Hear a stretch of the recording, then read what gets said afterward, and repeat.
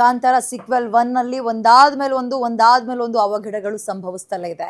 ಕಾಂತಾರ 1 ಚಿತ್ರದ 3ನೇ ಕಲಾವಿದ ಸಾವನ್ನಪ್ಪಿದ್ದಾರೆ. ಅಂದ್ರೆ ಈ ಶೂಟಿಂಗ್ ನಡಬೇಕಾದ್ರೆ ಸಾವನ್ನಪ್ಪಿರೋರ ಸಂಖ್ಯೆ 3ಕ್ಕೆ ಏರಿಕೆಯಾಗಿದೆ. ವಿಜು ಶೂಟಿಂಗ್ ಸೆಟ್ಗೆ ಹೋಗೇ ಇರಲಿಲ್ಲ. ಬೆಳಗ್ಗೆ ನಾವು ಆಲ್ರೆಡಿ ಸುದ್ದಿ ಕೊಟ್ವಿ ನೋಡಿ. 1 ತಿಂಗಳಿನ ಅಂತರದಲ್ಲಿ 3 ಸಾವನ್ನಪ್ಪಿದ್ದಾರೆ. ಕಾಂತಾರಕ್ಕೆ ಕಂಟಕ ತಪ್ಪಿಲ್ವಾ? ಕಾಂತಾರ ಸೀಕ್ವೆಲ್ 1 ಚಿತ್ರದ 3ನೇ ಕಲಾವಿದ ಸಾವನ್ನಪ್ಪಿದ್ದಾರೆ. ಇವರ ಡೀಟೇಲ್ಸ್ ಕೊಡೋದಾದ್ರೆ, ವಿಜು ಶೂಟಿಂಗ್ ಇನ್ನೂ ಅಟೆಂಡೇ ಮಾಡಿರ್ಲಿಲ್ವಂತೆ, ಸೆಟ್ಟಿಗೆ ಹೋಗೇ ಇರಲಿಲ್ಲ. ಶೂಟಿಂಗ್ಗೆ ಹೋಗೋ ಮುಂಚೆಯೇ ಸಾವು ಕಾದಿತ್ತು, ಅವ್ರಿಗೆ ಕಾದು ಕೂತಿತ್ತು. ಮಲಗಿದ್ದ ಜಾಗದಲ್ಲೇ ಕಲಾವಿದ ವಿಜು ಕೊನೆ ಉಸಿರೆಳ್ತಿದ್ದಾರೆ. ಕೇರಳ ಭಾಗದವರು ಇವರು. ಗ್ಯಾರಂಟಿ ನ್ಯೂಸ್ಗೆ ಎಕ್ಸ್ಕ್ಲೂಸಿವ್ ಮಾಹಿತಿ ಚಿತ್ರತಂಡದಿಂದ ಸಿಕ್ಕಿದೆ. ಶೂಟಿಂಗ್ ಸೆಟ್ಗೆ ಹೋಗೋ ಮುಂಚೆಯೇ ಹೃದಯಾಘಾತ ಸಂಭವಿಸಿ ಮಲಗಿದ್ದಲ್ಲೇ ಸಾವನ್ನಪ್ಪಿದ್ದಾರೆ ಅವರು.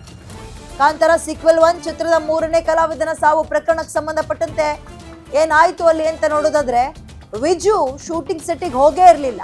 ಶೂಟಿಂಗ್ ಹೋಗೋಕ್ಕಿಂತ ಮುಂಚೆಯೇ ಸಾವನ್ನಪ್ಪಿದ್ದಾರೆ. ಮಲಗಿದ್ದ ಜಾಗದಲ್ಲೇ ಕೊನೆ ಉಸಿರೆಳ್ತಿದ್ದಾರೆ ಕಲಾವಿದ.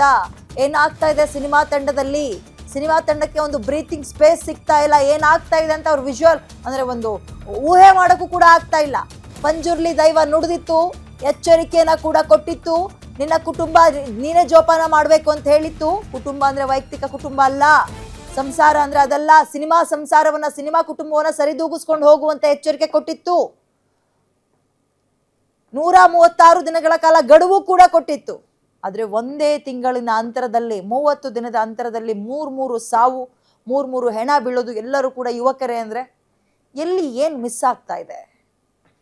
ಕಾಂತಾರಕ್ಕೆ ಕಂಟಕ ಈ ರೀತಿಯಾಗಿ ಬೆನ್ನು ಬಿಡದೆ ಯಾಕೆ ಕಾಡ್ತಾ ಇದೆ? 6ನೇ ತಾರೀಕು 5ನೇ ತಿಂಗಳು ಅಂದ್ರೆ ಕಳೆದ ಬಾರಿ ಕಪಿಲ್ ಅಂತ ಒಬ್ರು ಸಾವನ್ನಪ್ತಾರೆ. ಅದಾಗ್ತಾ ಇದ್ದಂತೆ ರಾಕೇಶ್ ಪೂಜಾರಿ, ಇದೀಗ ವಿಜು ಅಂತ 3 1 ತಿಂಗಳ ಅಂತರದಲ್ಲಿ ಸಾವನ್ನಪ್ಪಿದ್ದಾರೆ.